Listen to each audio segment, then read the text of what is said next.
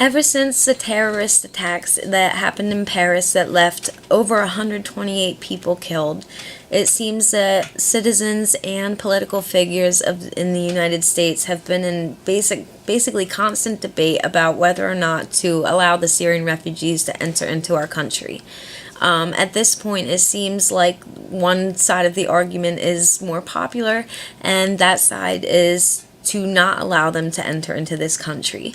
The New York Times reported that in the aftermath of the terrorist attacks in Paris, at least 28 governors have said they oppose the entry of Syrian refugees into their states. To some, this may seem a very uncompassionate thing to do, but what we need to focus on is the safety of our people, and the safety of us, of everybody in our country, and the well-being of our country. What happened in France was that Ahmad al-Mohammed entered into France among a group of Syrian refugees, claiming to be one himself, when he was also a member of the terrorist group ISIS. The issue was that because of lack of databases in Syria and lack of France's access to them, France was unable to look into this man's background and determine whether or not he had any terrorist affiliations prior to accepting him into their country. And the consequence of this was fatal. And that's just something that we can't risk. It's not that we can properly background check all the individuals before we allow them in, because even if we try to do that, there's some information that we're not allowed to obtain, and some information that simply isn't even recorded for us to, obtain in the first place.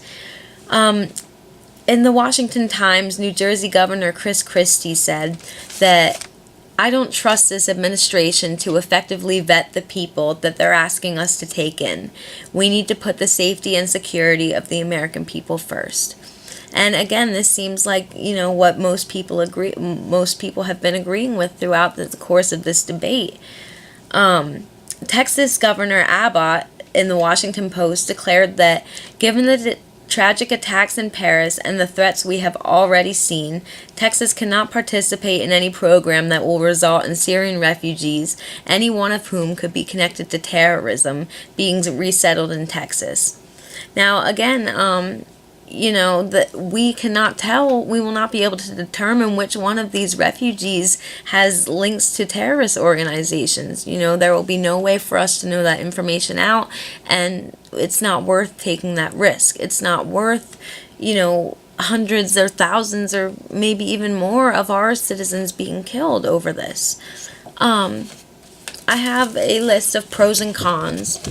The pros is that, allowing the Syrian refugees into our country would save innocent people from, the brutality of their country, because it is, it's what's going on over in Syria is horrible, and it's sad to see any human being going through that, and it would be nice to, save them from that and protect them and, let them seek refuge on our soil.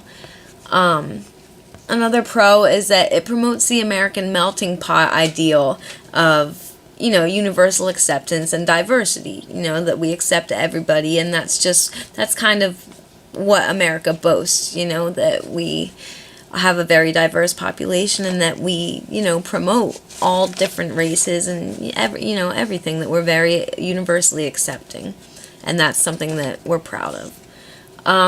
And accepting the Syrian refugees into our country would also cultivate diversity in the population, which again, that's American pride, and that increases our sense of, it increases our sense of patriotism.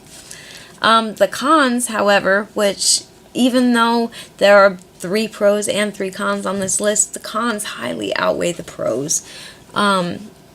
One con I have on here is that it increases the, already excessive unemployment rate in this country, because we'll be having all these people coming over and there aren't jobs to supply them with, so it'll be like we we will have more welfare being handed out, which is being more money taken from the taxpayers, you know, and the citizens that do work, and so that it's taken from their paychecks and being given, you know, to people that aren't even citizens of this country, and that, you know, that's not fair.